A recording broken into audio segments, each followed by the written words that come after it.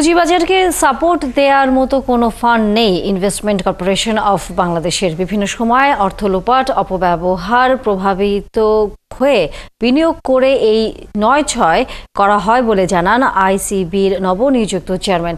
বলেন, বিনিয়োগ করার অর্থ তো নাই, উল্টো উচ্চ সুদে দেওয়া ঋণ পরিশোধ করতেই হিমশিম অবস্থা। আইসিবিকে কার্যকর করতে নতুন অর্থ সংস্থানের কথাও বলেন তিনি। বিস্তারিত রিয়াজ সেজানের প্রতিবেদনে।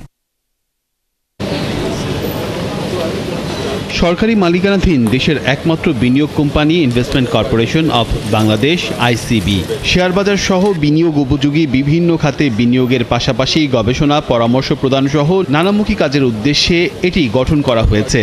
গেল ৫ আগস্ট স্বৈরাচারী সরকারের পতনের পর প্রতিষ্ঠানের নতুন চেয়ারম্যান হিসেবে নিয়োগ পেয়েছেন অর্থনীতিবিদ আবু আহমেদ। কাজ শুরুর কিছুদিনের মধ্যেই সাফ জানিয়ে দিলেন, বিনিয়োগ করার মতো কোনো অর্থ নেই আইসিবিতে।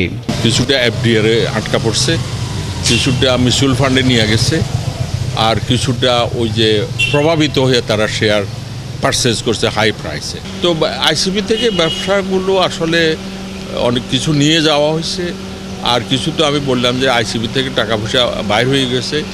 এখন আইসিবিতে বাজারকে সাপোর্ট দেওয়ার মতো কোনো অর্থ নাই। এমনিতেই অর্থ সংকট, তার মধ্যে উচ্চ সুদে প্রায় ৩,০০০ কোটি টাকার ঋণ টানছে প্রতিষ্ঠানটি। হাই ইন্টারেস্ট রেটে প্রায় ৩,০০০ কোটি টাকা লোন করেছে প্রাইভেট কমার্শিয়াল ব্যাঙ্কগুলোতে নিয়ে আসছে। হ্যাঁ, ওগুলা শোধ করা সম্ভব হয় না, এবং ওগুলা সুদ আসলে শুধু বাড়তেছে। সোনালী জনতা অগ্রণী থেকে আছে।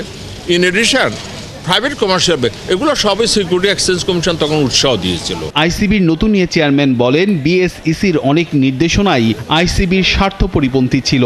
একটা নির্দেশনা ছিল যে কোনো কোম্পানির 5%-এর বেশি শেয়ার কিনা যাবে না ট্রেড অ্যাপে। তো এখন ভালো কোম্পানিরও যদি 5% বেশি কিনা না যায়, তাহলে মন্দ কোম্পানি ঢুকবে। এক্স্যাক্টলি তাই হয়েছে, এবং বাজারকে সাপোর্ট দেয়। এবার সাপোর্ট দিতে গিয়ে কিন্তু সেখানে আইসিবি লস করেছে, কিন্তু তাদের দেনা বেড়ে গেছে। গেল সরকারের শেষের দিকে ফান্ড অনুমোদন পেলেও সেই ফান্ড আইসিবিতে আসেনি। তাই আইসিবিকে নতুন করে সক্রিয় করতে নতুন ফান্ড চাইবেন নবনিযুক্ত চেয়ারম্যান।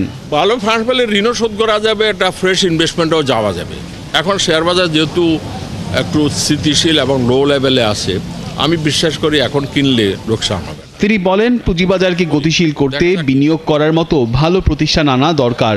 আমাদের দেশে ইকোনমিতে এখনো অনেক ভালো কোম্পানি বাইরে আছে, তাদেরকে প্রণোদনা দিয়ে হোক অথবা অনুরোধ করি হোক, সেটা যদি লিস্টিংয়ে আনতে পারে, ওটা একটা মাইল ফলক হবে। রিয়াজ সেজান, ৭১, ঢাকা।